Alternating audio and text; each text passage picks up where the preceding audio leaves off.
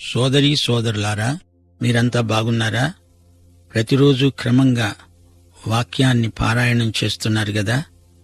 మీరు ముందుగా బైబిల్లో ఆదికాండంలోని ఒక అధ్యాయం పూర్తిగా చదివి రావాలి. మీరివేళ అలాగే చేశారు కదూ? అందరూ తలలు వంచండి, ప్రార్థన చేసుకుందాం. ప్రేమగల తండ్రి, మహిమగల దేవా, మేమందరము మీ పాదాల చెంత సమకూడి ఉన్నాము. మీ వాక్యాన్ని ధ్యానించగోరుతున్నాము. మీ పరిశుద్ధాత్మ సహాయం మాకు దయచేయమని, వాక్యములో ఆశ్చర్యకరమైన సంగతులను మేము చూడగలిగేటట్లు మా మనోనేత్రములు వెలిగించుమని, నీవే మహిమ పొందుమని యేసుక్రీస్తు వారి శుభనామమున ప్రార్థన చేస్తున్నాము తండ్రి, ఆమేన్. సోదరీ సోదరులారా, కొంచెం ఆలోచించండి. నరుడు ఒక త్రిత్వం. అతడు చస్తాడంటే 3 విధాలా చావాలి. భౌతిక, మానసిక, ఆధ్యాత్మిక మరణాలున్నాయి. అయితే వారికి భౌతిక మరణం వెంటనే రాలేదు. ఆదాము హవ్వలు ఆ తరువాత 900 ఏండ్లు బతికే ఉన్నారు. మరణం అంటే ఎడబాటు. పిండు తిన్న క్షణంలోనే నరుడు ఆధ్యాత్మికంగా మృతి చెందాడు, దేవునికి దూరమైపోయాడు. దేవుడైన యెహోవా అనుకున్నాడు, నరుడు ఒంటరిగా ఉండడం మంచిది కాదు, వాని కోసం సాటి అయిన సహాయము చేసి ఇస్తాను.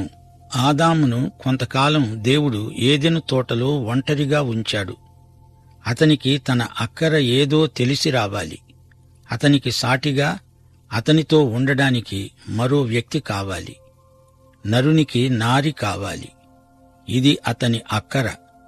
దేవుడైన యెహోవా ప్రతి భూజంతువును, ప్రతి ఆకాశ పక్షిని నేల నుండి నిర్మించి, ఆదాము వాటికి ఏ పేర్లు పెడతాడో చూడాలని వాటిని అతని వద్దకు రప్పించాడు. ఆదాము ఎంత గొప్ప భాషా పండితుడో! అతడో పెద్ద నిఘంటువు, విజ్ఞాన సర్వస్వం, మానవ భాషా పదాలకు మూలం. దేవుడు ఒక కుక్కను, ఏనుగును తెచ్చి ఎదట ఉంచి, అబ్బాయి, వీటికేం పేర్లు పెడతావోయ్ అంటే, తండ్రి, ఇది కుక్క, ఇది ఏనుగా అన్నాడు ఆదాము. ఆదామా, నీకు జేజేలు, పరీక్షలో నెగ్గావు. హవ్వ ఆదాముకు సాటి. వారి జీవితం ఒక మనోజ్ఞ కావ్యం, హవ్వాదామీయం. ఆదాము సహాయం హవ్వ. ఇద్దరి వ్యక్తిత్వాలు పరస్పర సంపూరకాలు. హవ్వ లేకపోతే ఆదాము సగమే. పురుషుడు ప్రశ్న, స్త్రీ జవాబు. అతడు లేక ఆమె లేదు, ఆమె లేక అతడు లేడు. ఇప్పుడు మనం ఆదికాండం 2వ అధ్యాయం 20వ వచనం వరకు వచ్చాము. జాగ్రత్తగా వినండి. స్త్రీ సృష్టి ఎలా జరిగిందో వాక్యము నుండి కొన్ని సత్యాలు మనము నేర్చుకోబోతున్నాము. దేవుడైన యెహోవా ఆదామునకు గాఢ నిద్ర కలుగజేసి, అతడు నిద్రించినప్పుడు అతని ప్రక్కటెముకలలో ఒకటి తీసి ఆ చోటును మాంసముతో పూడ్చివేశాడు. తరువాత దేవుడైన యెహోవా తాను ఆదాము నుండి తీసిన ప్రక్కటెముకను స్త్రీనిగా నిర్మించి ఆమెను ఆదాము నొద్దకు తీసుకొని వచ్చాడు. ఆదాము నుండి స్త్రీ తీయబడింది. స్త్రీ ఆదాము ప్రక్కటెముక గనుక ఆదాము ప్రక్కనే ఉంది. ఇద్దరి సమానత, సమత ఇందులో కానవస్తాయి. ఇద్దరిలో హెచ్చుతగ్గులేమీ లేవు. ఆదాము తలలో నుండి హవ్వ రాలేదు. ఆదాము మానసికంగా ఆమె కంటే గొప్పవాడేమీ కాడు. స్త్రీ అతని పాదములో నుండి తీయబడలేదు. ఆమెను అతడు అణగద్రొక్కటానికి వీల్లేదు. ప్రక్కలో నుండి ఆమెను తీశాడు గనక ఆమెకు అతనితో సమాన ప్రతిపత్తి ఉంది. ఇద్దరి మధ్య మమత, సమత ప్రవర్తిల్లాలని దేవుని చిత్తం. హవ్వ ఆదాముకు అర్ధాంగి. దేవుడు అంటున్నాడు, స్త్రీలారా, మీ భర్తలకు లోబడి ఉండండి అంటే ఏమిటి? మీరు మీ భర్తలకు బాధ్యురాండ్రు. అతని ప్రేమ వైఖరికి ఈమె ప్రతిస్పందన. పురుషునిలో 2వ సగం భార్య. ఆమె లేకుండా అతడు సగం మనిషి. నా సోదరీ సోదరులారా, నా మాట నమ్మండి. హవ్వ అతిలోక సుందరి. అసలు స్త్రీలో ఏమైనా మార్దవం, అందం ఉందంటే అదంతా హవ్వ తల్లి నుండి సంక్రమించిన లక్షణమే. హవ్వ రూపం, గుణం అందమైనవి. ఆమెలో ఎన్నెన్నో అందాలున్నాయి. ఆమె బాహిర సౌందర్యం, అంతఃసౌందర్యం ఒకదానితో ఒకటి పోటీ పడుతున్నాయి. ఆమె అందాల దీవి, సుగుణాల రాశి. ఆదికాండం 2:23. అప్పుడు ఆదాము అన్నాడు, నా ఎముకలలో ఒక ఎముక, నా మాంసములో మాంసము, ఈమె నరునిలో నుండి తీయబడినది గనుక నారి అనబడుతుంది. హీబ్రూ భాషలో ఇష్ అంటే పురుషుడు, ఇషా అంటే స్త్రీ. ఈమె అతని అర్ధాంగి. అతడు ప్రశ్న, ఆమె జవాబు. పురుషుడు నాయకుడు, స్త్రీ నాయిక. దేవుడు అతణ్ణి ముందు సృజించాడు. అతడు ముందు ఉన్నాడు, ఆమె అతని వెంట నడుస్తుంది. పురుషుడు వీరుడు, ఆమె వీరనారి. అతడు చక్కగా నడుస్తూ ఆమెను నడిపిస్తాడు. పురుషుడు ప్రేమికుడు, ఆ ప్రేమకు ప్రతిస్పందన స్త్రీ. అతడే ముందు చెప్పాలి, ప్రియసతీ, నిన్ను ప్రేమిస్తున్నాను. అప్పుడామె బదులు చెబుతుంది, ప్రేమిస్తున్నాను అంటుంది. భర్తే భార్యకు ప్రేమను ఇచ్చి పుచ్చుకుంటాడు. అతడు మంచి భర్త అయితే ఆమె మంచి భార్య. ఇది సరైన సమీకరణం. దారి చూపాల్సినవాడు భర్త. కాబట్టి పురుషుడు తన తండ్రిని తన తల్లిని విడిచి తన భార్యను హత్తుకుంటాడు. వారు ఏక శరీరమై ఉంటారు. అంటే భార్యకు భర్త బాధ్యుడు, అతని దారి జవాబుదారి. ఇక మీదట అతడు తన తల్లిదండ్రులకు బాధ్యుడు కాడు. కొత్త అధికారాలు, కొత్త సంసారం. అప్పుడు ఆదాము, అతని భార్య, వారిద్దరూ దిగంబరులై ఉన్నారు. అయితే వారు సిగ్గు ఎరుగక ఉన్నారు. వారికి వస్త్రాలు లేవా? వారు వివస్త్రులా? నేనలా అనుకోను. వారికి మహిమ వెలుగు వస్త్రాలేవో ఉన్నాయి. స్త్రీ పురుష సృష్టిలోని ఆకర్షణ అనిదంపూర్వము, అనితర సాధ్యము. దేవుడు వీరిద్దరినీ జత చేశాడు. వీరు దంపతులు, భార్యాభర్తలు.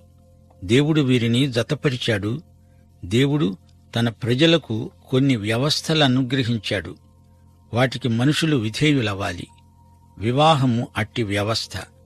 పెండ్లి కానివారు వైవాహిక నిబంధనలను మన్నించాలి, పాటించాలి. దైవ నిర్ణయానికి తలవొగ్గాలి, తప్పదు. వైవాహిక నియమాలను నేడెందరో ఉల్లంఘిస్తున్నారు, శోచనీయం. కీర్తనలు 2:2. నేడు ఎందరో దంపతులు యుగళగీతంగా పాడుతున్నారు. మనము వారి కట్లు తెంచి పారేద్దాము రండి, బంధాలను మన వద్ద నుండి పారవేద్దాం పట్టండి అని చెబుతున్నారు. వైవాహిక నియమాలు దేవుడు పెట్టినవి. అవి మాకు వద్దు అంటే మాకు దేవుడే వద్దు అంటున్నారని అర్థం. ఆదిమానవుణ్ణి దేవుడు నేరుగా సృజించాడు. కాని నారిని అలా కాదు, పరోక్షంగా నరునిలో నుండి తీశాడు. స్త్రీ పురుషులలో ఉన్న భేదాలు విభిన్నత్వంలో ఏకత్వం. ఆమె శృతి, అతడు లయ. ఆమె సంగీతం, అతడు సాహిత్యం. అతడు మాట, ఆమె పాట. ఆమెను అతని కోసం సృజించి కానుకగా ఇచ్చి కన్యాదానం చేశాడు దేవుడు. ప్రథమ దంపతులారా, మీ కలయిక మాకు శ్రావ్య సంగీతం. ఈ అధ్యాయంలోని అంశాలు ఎంతో ఆసక్తిదాయకమైనవి. మానవుని సృష్టి, అతనికి నివాసయోగ్యమైన భూమి, అతనిపై దేవుడు ఉంచిన గురుతరమైన బాధ్యత, అతనికి దేవుడిచ్చిన సాటి సహాయం, స్త్రీ సృష్టి, ఈ అంశాలు అతి ప్రాముఖ్యమైనవి. భార్యాభర్తల గుర్తింపు. భర్తలారా, మీ భార్యలను ప్రేమించండి అనే దైవాజ్ఞ. సోదరీ సోదరులారా, మన సృష్టికర్త దేవుడు. అందుచేత మన అనుదిన జీవితంలో మనం దేవునికి బాధ్యులం. ఆయనకు లెక్క అప్పచెప్పాలి. ఈ అధ్యాయంలో మనం దేవునికి మానవునికి మధ్య ఉండవలసిన పరస్పర సంబంధాన్ని చూచాము. మానవుడు తన సృష్టికర్తను ఆరాధించాలి, దేవునికి సేవ చెయ్యాలి, దేవుని పట్ల ప్రభుభక్తిని చూపాలి. మానవుడు తనకు దేవుడిచ్చిన అధికారాన్ని దుర్వినియోగం చేయకూడదు. సామాజిక జీవితమందు ప్రభువును సర్వదా మహిమపరచాలి. ఇదే ఈ అధ్యాయమంతటిలో సందేశం. సరే, ఇప్పుడు 3వ అధ్యాయానికి వస్తున్నాము. ఈ అధ్యాయంలో సర్పం కనిపిస్తాడు. ఇతడు దేవుని వాక్యాన్ని ధిక్కరిస్తాడు. ఆదాము హవ్వలు సర్పవాక్కు నమ్మి పాడైపోయారు. మానవుని భవిష్యత్తును గురించి దేవుడు రూపొందించిన ప్రణాళిక, విమోచన సత్య సిద్ధాంత దర్శనం ఇవన్నీ ఈ అధ్యాయంలో పొందుపరచబడినవి. ఆదికాండం 1-2 అధ్యాయాలలో నరుడు అమాయకుడు. అంతా పరిపూర్ణ దశలో ఉంది. దేవునికి మానవునికి మధ్య మంచి సహవాసం ఉంది. అయితే 3వ అధ్యాయంలో అపశృతి వచ్చింది. ఇక చూడండి, 4వ అధ్యాయం మొదలుకొని 11వ అధ్యాయం వరకు మానవత ఎలా చెడిపోయిందో కన్నులకు కట్టినట్లు కానవస్తుంది.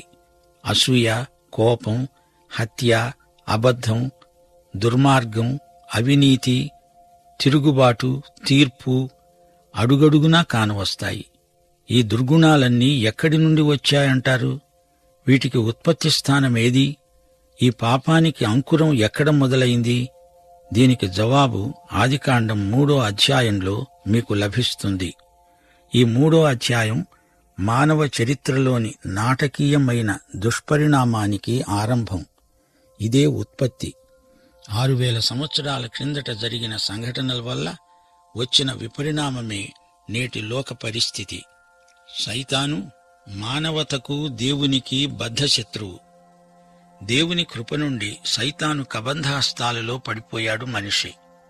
మానవుడు దేవుని వద్ద నుండి పారిపోవటానికి ప్రయత్నం చేస్తున్నాడు. పాపము చేసిన మానవుని పట్ల దేవుని వైఖరి ఏదో ఈ అధ్యాయం మనకు చూపుతుంది. అపరాధ భావనతో మానవుడు కుమిలి కునారిల్లిపోతూ తన దిగంబరత్వాన్ని అంజూరపు ఆకులతో కప్పుకోవాలని చూస్తున్నాడు. పాపి అయిన మానవునికి దేవుడు చూపిన కృపా సదుపాయం అమోఘమైనది. ప్రవచన రేఖ ఇక్కడ మొదలై లేఖనమంతటా ప్రసరిస్తుంది. చూడండి, దేవునికి మనకు మధ్యవర్తి లేకపోతే మనకు దేవుణ్ణి చేరే అవకాశమే లేదు. ఇప్పుడు సర్పం తారసిల్లుతున్నది. ఈ సర్పం దేవుని వాక్యాన్ని గురించిన అనుమానాలను, అపోహలను కలిగించాడు. ఇది హవ్వ ఎదుర్కొన్న గొప్ప శోధన.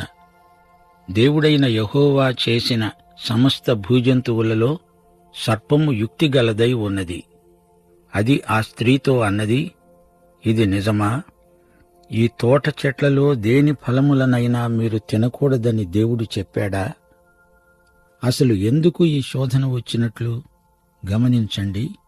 మానవుణ్ణి దేవుడు అమాయకుణ్ణిగా చేశాడు గాని మనిషి నీతిమంతుడు కాడు. మనిషిని దేవుడు అలా చేయలేదు. నీతి అంటే ఏమిటి? నీతి అనే దానికి అసలైన అర్థమేమిటంటే, శోధన వచ్చినప్పుడు లొంగకుండా నీ అమాయకత్వాన్ని రుజువు చేసుకోవడం. అది నీతి. శోధన నిన్ను అభివృద్ధి చేయగలదు, లేదా నిన్ను నాశనం చేయగలదు కూడా. శోధన వచ్చింది అంటే ఈ రెండిటిలో ఏదో జరిగి తీరుతుంది.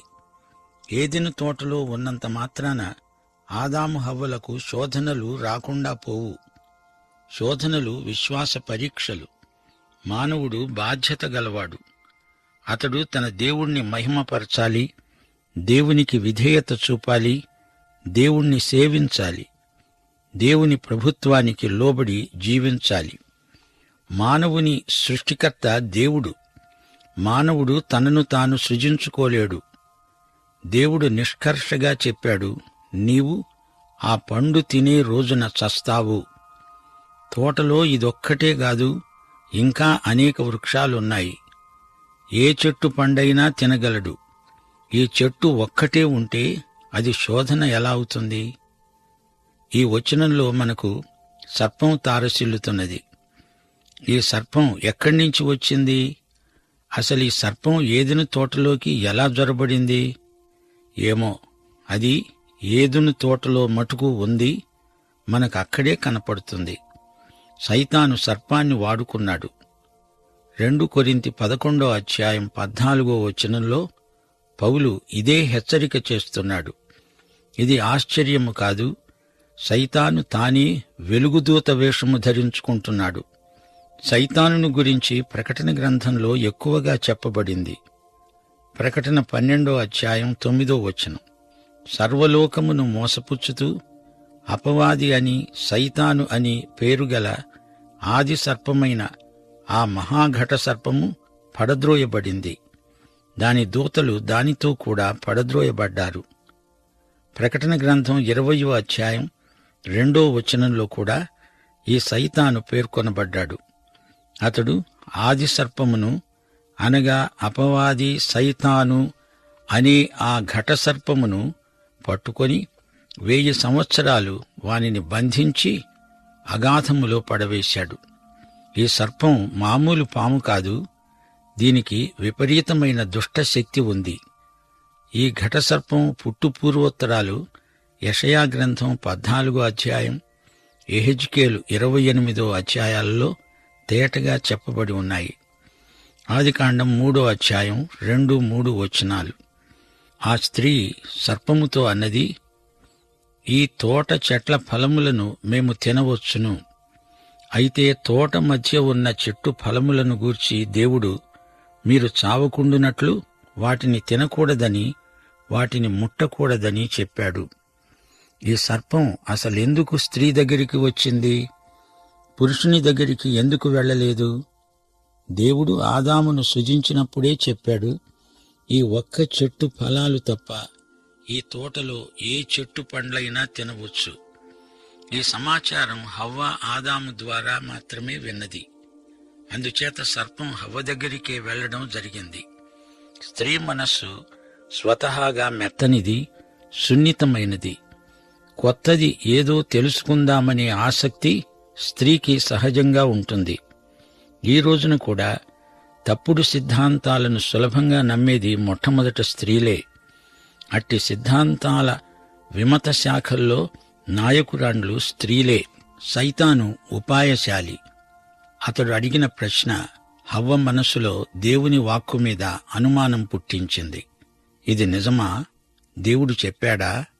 ఆమె అన్నది, ఏ పండ్లైనా తినవచ్చుగాని ఈ ఫలాని చెట్టు పండ్లు తినకూడదు, దానిని ముట్టకూడదు. ఈమె దేవుడు చెప్పని మాట ఒకటి చేర్చింది. దానిని ముట్టకూడదు అని దేవుడు చెప్పలేదు. సందేశం ముగిస్తాను. సోదరుడా, సోదరి, జాగ్రత్త. దేవుని వాక్యమును గురించి సైతాను చెప్పే అబద్ధాలు వినవద్దు, నమ్మవద్దు. ప్రార్థన చేసుకుందాం. కృపామయ దేవా, ఈ రోజున నీవు మాకు నీ పరిశుద్ధాత్మ ద్వారా నేర్పిన ఈ గొప్ప పాఠము కోసమై నీకు కృతజ్ఞులం. సైతానీయమైన దుష్టశక్తులు మమ్మలను ఆవరించి ఉన్నాయి. నీ వాక్యం మీద అనుమానాలు పుట్టించడానికి సైతాను కల్లబొల్లి మాటలు మాకు చెబుతాడు. వాటిని మేము వినము, అపవాదిని ఎదిరిస్తాము, నీకు లోబడి ఉంటాము. మాకు సహాయము దయచేయమని యేసు నామమున ప్రార్థన చేస్తున్నాము తండ్రి. ఆమేన్.